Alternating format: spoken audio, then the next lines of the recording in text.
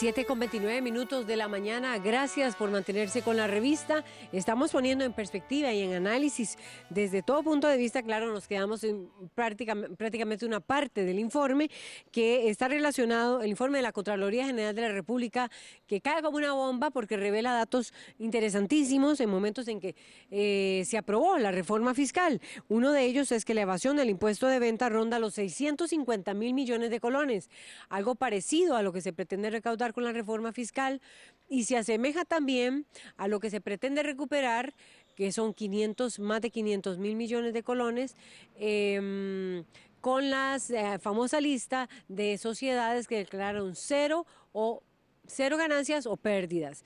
Bien, está con nosotros ya la Contralora General de la República, a quien le damos las gracias, Marta Costa, y los buenos días para ver, Contralora.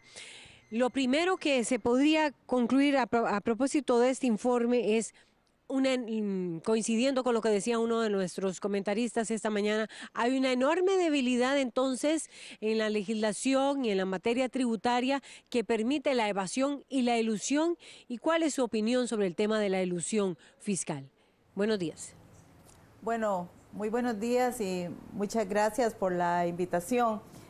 Este informe que hemos presentado lo que analizó fueron las medidas que ha venido tomando el Ministerio de Hacienda para hacerle frente a la evasión, para combatir la evasión.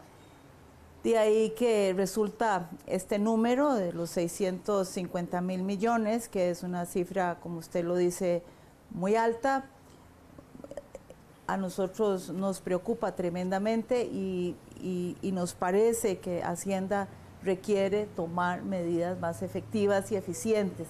Más allá del tema de la legislación, que no lo abordamos en el informe, nosotros nos concentramos únicamente en el tema de las medidas de Hacienda. Véase que, por ejemplo, hay una alta morosidad, hay una alta evasión.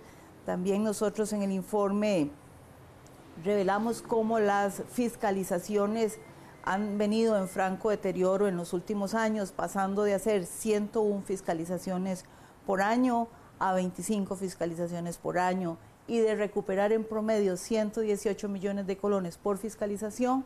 Al 2017 estamos recopilando apenas 25 millones. Esto lo que quiere decir es que Hacienda tiene que prepararse mejor, Hacienda tiene que hacer un mayor uso de la tecnología, tener mejores controles tributarios, controles cruzados, un personal totalmente capacitado para hacerle frente a la evasión. Y el informe, bueno, y recalcar aquí que no es la primera vez que la Contraloría aborda el tema de la evasión. Lo hicimos con grandes contribuyentes, con profesionales liberales, ahora lo hacemos con el impuesto general sobre las ventas, porque nos parece que hay una importante área de mejora para tener una mejor recaudación de los tributos. En ese sentido, creemos que es importante fortalecer la capacidad de Hacienda de cara a la entrada en vigencia del IVA, porque recordemos que el impuesto sobre las ventas ahora se convierte en el impuesto del IVA, ¿verdad? Claro. Precisamente, Contralora, voy a poner en perspectiva algunos de esos datos que usted ahora ampliaba, uno de ellos, las fiscalizaciones del impuesto general de ventas, que usted decía que apenas hay una recuperación de 25 millones, disminuyeron precisamente esas fiscalizaciones de parte de Hacienda. Quisiera que usted también nos pusiera en perspectiva, a propósito de que ahora señalaba que el impuesto de ventas se convierte en impuesto al valor agregado y que se transforma, pero con estas debilidades. La deuda en mora de los contribuyentes inscritos creció en más de 150% en 7 años, 2010-2017. Estamos hablando de prácticamente 2 gobiernos para mostrar solo ese periodo. 150% aumentó la mora. ¿Qué detalles hay de más de acuerdo con esta otra conclusión que hace el informe de la Contraloría? Sí, bueno, la cantidad de contribuyentes morosos aumentó en ese periodo en un 28%, y la deuda morosa pasó de 28.000 millones a 71.000 millones. Esto lo que quiere decir es que no se está cobrando bien, que no se está haciendo todos los esfuerzos, que no hay todos los controles para ir recuperando esos dineros. Este es un tema de actitud, de tecnología, de capacitación. Nosotros desde la Contraloría, por eso es que estamos solicitándole a la señora ministra de Hacienda un plan para combatir la evasión. Estamos pidiendo medidas contingentes en materia de tecnología y les estamos dando un plazo de 6 meses, de manera tal que cuando entre en vigencia el IVA ya tengamos medidas sobre la marcha, de manera tal que logremos ir bajando el índice de evasión de manera sostenida, porque aquí hay que recordar que cuando citamos una cita estimada de evasión, no necesariamente yo voy a recuperar esos dineros en su totalidad, porque estos son procesos lentos, procesos engorrosos, en donde los contribuyentes van a tener derecho a sus debidos procesos, va a haber juicios, va a haber arreglos de pago. Entonces, ese proceso es bastante lento. Por eso es que cuando se dice, bueno, se aprobó la reforma fiscal, el país estaba urgido de la aprobación de la reforma, porque no se puede recuperar todas estas sumas tan pronto. Pero sí es un imperativo que el Ministerio de Hacienda tome medidas. Es un imperativo que exista un riesgo, una sensación de riesgo para los contribuyentes en caso de no pagar. Pero no vamos a poder generar una sensación de riesgos si no tenemos medidas efectivas. Contralora Marta Costa, 7 de cada 10 contribuyentes inscritos poseen alguna deuda morosa en el Impuesto General de Ventas. Decía uno de los legisladores, Pablo Heriberto Abarca, que gran parte del tema de la evasión de los 650.000 millones del impuesto de ventas de evasión sería producto de la informalidad. ¿Qué opinión le merece a usted este comentario que hizo también el legislador en torno al informe de la Contraloría, que podría encontrarse como una de las causas por las cuales se está generando esta evasión de 650.000 millones de colones? Claro, la informalidad tiene una cuota también de participación en este monto estimado de evasión. No podría yo decir si es alto o es medio, o cuánto es, porque ese no es un tema que se definió en el estudio, pero efectivamente la informalidad tiene una cuota de participación en este monto. Tomando en cuenta lo que usted decía ahora, Contralora Marta Costa, ¿qué específicamente se le está solicitando al Ministerio de Hacienda, ya que pasamos del impuesto de ventas al valor agregado? ¿Qué específicamente desde el punto de vista tecnológico se le está pidiendo a Hacienda, y desde el punto de vista de fiscalizaciones, tomando en cuenta que han bajado las fiscalizaciones y por tanto la recuperación de dineros? ¿Qué le está pidiendo usted a la ministra de Hacienda en específico? ¿Y será necesario solamente esas acciones de tipo administrativo y tecnológico o legislación de más? En concreto, nosotros le estamos solicitando a la ministra de Hacienda la elaboración de un plan contra la evasión que contenga indicadores, que contenga metas, que contenga parámetros y todos los detalles que permitan ir dando seguimiento a la gestión de la tributación directa en esta materia. Y también estamos pidiéndole, como dije anteriormente, medidas de contingencia en materia tecnológica, de manera tal que se prepare el Ministerio de Hacienda para la entrada en vigencia del IVA. Aquí lo que queremos decir con tecnología es extracción y análisis de datos, seguimiento a los contribuyentes, todos los temas que tienen que ver con los sistemas de Hacienda requieren modernización, porque el país necesita generar una sensación de riesgo a los contribuyentes, es decir, que ellos tengan que venir a pagar porque saben que la tributación directa va a estar detrás. Ese es el tema que nosotros quisiéramos que se impulse de manera tal que se bajen los índices de morosidad, de evasión, de manera, digamos, sostenida y de manera gradual, pero que se logre hacer. Tomando en cuenta también que se puso en la discusión anterior la posibilidad de que Costa Rica está tratando de ingresar a la OCDE, a la Organización para la Cooperación del Desarrollo Económico, el Club de Países Ricos, de 34 países ricos. ¿Usted cree que mostrándose estas debilidades y este nivel de evasión en ventas, esto sea un punto negro dentro de las posibilidades que Costa Rica tiene para poder acceder o ingresar a este club de países ricos llamado la OCDE? Bueno, yo diría que evasión existe en todos los países del mundo, incluso muchos países con niveles más altos que el nuestro, lo cual no quiere decir de ninguna manera que Costa Rica no tenga que disminuir esos niveles de evasión, porque recordemos aquí que a mayor evasión, menor capacidad del Estado para generar los bienes y servicios que requiere nuestra ciudadanía. ¿Hasta dónde es un punto negro o no? Bueno, eso lo tendrá que decir la OCDE. Sin embargo, recordar que evasión existe, o sea, evasión cero no existe en ninguna parte. Contralora, ¿qué significa que en este país, a nivel de impacto de la distribución de la riqueza, a nivel también de las obras de infraestructura que se puedan ver en un país, qué significa que haya 650.000 millones de colones en evasión?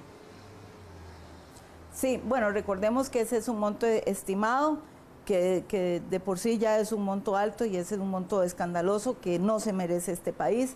Y por supuesto que si el país lograra bajar esos niveles de evasión, pues el Estado estaría en capacidad de producir más bienes y servicios, mejor infraestructura. Recordemos que en este momento vivimos una coyuntura fiscal compleja en donde se ha desacelerado la economía, donde estamos recuperando cada vez menos ingresos, menos impuestos, y por supuesto que esto deprime a la economía como un todo y afecta. O sea, la evasión afecta, eso es definitivo. ¿Usted cree, Contralora Marta Costa, que si no se soluciona el tema tecnológico, estos requerimientos que usted está solicitando como Contralora al Ministerio de Hacienda para lograr mayor recaudación, finalmente la transformación y que se haga del impuesto de ventas al valor agregado y el objetivo de la trazabilidad que ellos así han interpretado con la aprobación de la reforma fiscal no se va a cumplir? Si no se hacen estos pasos previamente, ¿se va a mantener esa evasión? Creo que se podría mantener la evasión, podría ser un fracaso y por eso es que la Contraloría está alertando. Estos números que arroja el informe son una alerta roja de que tenemos que prepararnos, hay que cambiar de actitud, hay que mejorar la tecnología, requerimos una inteligencia tributaria que pueda dar seguimiento a los contribuyentes. Doña Marta Costa, Contralora General, voy a abordar otro de los puntos que tenemos en análisis del informe que ustedes elaboraron. No sé si en pantalla vamos a poder ubicar el tema de los destinos específicos, porque ustedes concluyen también, y cambiando de tema, a propósito de la necesidad de hacer estos ajustes en el tema de recaudación fiscal, ustedes concluyen también en el tema de gasto que los destinos específicos son una camisa de fuerza de gasto público. Y ahí específicamente dicen lo siguiente: los destinos específicos representan un 46% del gasto total del Producto Interno Bruto, 12,5% del PIB, de esa riqueza del país. Vamos a ver, los destinos específicos en 2018 también representaban un 95% de los ingresos tributarios y en el 2018 74,2% del gasto en destinos específicos se creó sin una fuente de financiamiento, es decir, no tienen nada que genere esa renta que financie ese gasto. Y el 100% de los destinos específicos se establecieron de manera perpetua. Después de decir estos datos que trae el informe de ustedes de la Contraloría General de la República sobre los destinos específicos, quería preguntarle uno de ellos. Cuando se refieren a que los destinos específicos en 2018 representan un 95.8, perdón, de los ingresos tributarios, ¿a qué se refieren? ¿Podría explicarnos usted, Marta Costa, Contralora General de la República? Sí, claro, bueno, para aclarar primero, el destino específico es toda aquella asignación del presupuesto que ya está predefinida. Es decir, cuando se elabora el presupuesto ya hay montos que se sabe que van porque van. Un porcentaje de ventas para una institución X, un porcentaje del Producto Interno Bruto para un sector Y o para una institución X. Es decir, eso va porque va. Entonces, cuando decimos que eso genera inflexibilidad, es porque lo que queda para el resto de acciones que quiere tomar el Estado es muy poco. Es decir, el margen de maniobra de los recursos del presupuesto es bastante limitado si tomamos en cuenta que ya el presupuesto está repartido de alguna manera con anterioridad. Es decir, ya las leyes y la Constitución política nos establece a dónde van los recursos. En ese sentido, lo que la Contraloría está diciendo es eso, o sea, hay un margen pequeño para todo lo demás y además estos destinos que ya están, digamos, predefinidos, son perpetuos. Nunca se les definió un plazo, nunca se evalúan las instituciones o los sectores a los cuales se les trasladan los recursos para ver si el país necesita seguir invirtiendo ahí o si bien puede quitar una parte de ahí para ponerla en otra partida del presupuesto. Ese tipo de análisis nunca lo hacemos, se otorgaron para siempre y ahí quedaron. Además, están atados a variables que no se relacionan con los objetivos que tienen estas instituciones o estos sectores. En ese sentido, lo que estamos diciendo es, ¿por qué no darse el país la oportunidad de revisar estos destinos específicos de manera tal que se puedan relocalizar, que se puedan reajustar partidas? Eso es como cuando uno en la casa tiene el presupuesto bastante limitado y tiene gastos fijos y en alguna manera tiene que ver cómo puedo yo variar esos gastos fijos para repartir mejor los recursos limitados que tengo.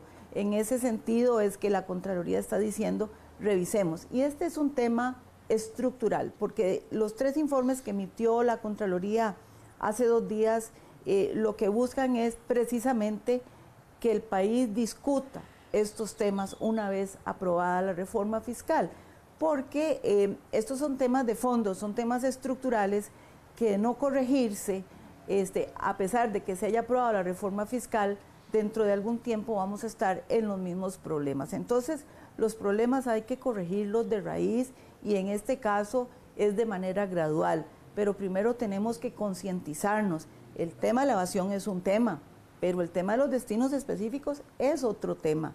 Igual el tema del empleo público y otros que hay por ahí que son igualmente estructurales y que nos están afectando el tema del déficit. Voy a ir con un dato, o más bien voy a pasar a la pantalla. Nada más quería preguntarle, tal vez que usted nos ayudara para orientarnos, ¿cuáles son destinos específicos en este momento que están manteniendo tan amarrado el presupuesto y que usted dice y recomienda que deben ser evaluados? Obviamente son todos, pero ¿podemos citar algunos de ellos y que no están siendo evaluados? Bueno, hay 153 destinos específicos creados por ley, creados por Constitución, que son perpetuos, que no se evalúan. Tenemos, y le voy a citar uno que es quizás de los más altos que tenemos y son destinos constitucionales, el 8% a la educación. Y aquí aclarar, ¿verdad?, de antemano que la Contraloría no está diciendo que no hay que otorgarlo o que esté pensando que la educación no es importante, todo lo contrario. Sin embargo, el país está viviendo un cambio demográfico importante, ¿verdad? Cada vez tenemos más personas mayores y menos niños y jóvenes. Entonces, ¿por qué no darnos la oportunidad de repensar ese 8%, pensando que ahora el país va a tener grandes necesidades en materia, por ejemplo, de salud, en materia de jubilaciones y en algunas otras materias con el cambio demográfico que estamos teniendo? Entonces, eso es cómo podríamos reubicar eso sin dejar, por supuesto, de darle la importancia que tiene la educación. Hay otros destinos específicos, por ejemplo, un porcentaje del impuesto sobre las ventas para el PANI, creo que es un 7%. El PANI a través de los años no ha venido siendo una institución que ejecute todos los recursos que cada año se le dan con cada presupuesto. Entonces, el Estado no ha tenido la capacidad del gobierno de otorgarle ese 7% en algunos años, y ese es un tema que decimos hay que analizar, no solo por la capacidad de ejecución, sino por otras necesidades que tiene el Estado costarricense, sin que dejemos de entender que el PANI, por supuesto, es una institución muy importante de protección a nuestra niñez. Interesante eso que usted decía ahora, Contralora. Y voy a pasar a otro tema y vamos a ver si podemos preparar en pantalla para quienes nos siguen por 13 Costa Rica Televisión. Igual lo vamos a leer para quienes nos siguen por la 101.5 FM Costa Rica Radio. Lo siguiente es, ustedes analizaron los esquemas remunerativos del sector público y concluyen que hay, bueno, el análisis se hizo en 189 instituciones del sector público fueron evaluadas. Bueno, se revela también que hay los funcionarios, la cantidad de funcionarios son 289,000, la cantidad de incentivos que hay son 260, los incentivos ligados a la evaluación de desempeño apenas son 7, solo 7 están vinculados a la evaluación. La cantidad de funcionarios por esquemas salariales con salario base más incentivos son 277,000, con salario único hay en el país 11,611. Los gastos en las remuneraciones se llevan 5,320 millones de colones, los gastos en incentivos son 1,566 millones de colones y el porcentaje de anualidad oscila entre un 1% y un 9,99%. Me pregunto cuál será la institución que da el 9,99%. Es decir, Contralora Marta Costa, hay 260 incentivos y solo 7 de ellos están vinculados a la evaluación de desempeño, o sea, al desempeño. ¿Cuál es su opinión con respecto a este dato? Claro, esos datos, doña Laura, lo que hacen es reflejar la enorme disparidad que hay en materia de remuneraciones en el sector público. Hace unos meses habíamos elaborado un estudio para el gobierno central y desde principio de año teníamos planeado hacerlo para el Estado como un todo, y resulta que las conclusiones son las mismas, es decir, la disparidad que existe es enorme, ¿verdad? Si una persona en una institución recibe un 1% de anualidad sobre su salario base, en otra recibe casi un 10%. En unas instituciones, por ejemplo, hay 83 instituciones de las 189 donde el salario promedio de los funcionarios es muchísimo mayor al salario del sector institucional. Entonces, ahí estamos, digamos, revelando esta enorme disparidad que existe. También estamos revelando que los sistemas remunerativos institucionales no son simples. Estamos también revelando que no hay suficiente transparencia. Hay 84 instituciones que no tienen en sus páginas web sus índices salariales ni su evaluación general al desempeño. También tenemos 11 instituciones que no evalúan el desempeño de sus funcionarios, es decir, se ganan la anualidad en automático. Bueno, eso es casi todo para todo el sector público, porque a pesar de que está ligada al desempeño, la inmensa mayoría de los funcionarios la gana con muy buena nota, pero en 11 instituciones del todo no hay evaluación del desempeño. Entonces, como pueden observar, las diferencias en materia remunerativa, no solo en cuanto a montos, sino al tratamiento que se le da a las personas, es distinto. Entonces, las disposiciones o las recomendaciones de ese informe, tanto al Ministerio de Planificación para que realmente ejecute la rectoría de la cual está dotando la nueva ley, la nueva reforma fiscal, a la Dirección General del Servicio Civil, a la Autoridad Presupuestaria, etcétera, va en el sentido de que el país debe tender a simplificar los sistemas remunerativos, debe tender a unificar los sistemas remunerativos, a hacerlos más simples, más transparentes, de manera tal que podamos conocer. Imagínese usted que en este proceso de recopilación de información para emitir este estudio, que fue titánico por parte de la Contraloría, tuvimos instituciones que tuvieron que salir corriendo a construir la información porque no la tenían disponible para entregarla. Eso quiere decir que necesitamos trabajar muchísimo todavía en simplicidad, en disparidad, en transparencia y también en la sostenibilidad de la planilla del empleo público. Bien, bueno, y ya tenemos los comentarios, Contralora Marta Costa, que usted ha generado a propósito de las revelaciones y más detalles que hay sobre este informe tan completo, tan amplio, y que, por cierto, estos informes de la Contraloría precisamente fue el de los contribuyentes, de los grandes contribuyentes que declararan cero ganancias, declaraban o pérdidas, generó la acción el recurso de amparo que después permitió conocer la lista de contribuyentes. Bien, y estos son los comentarios.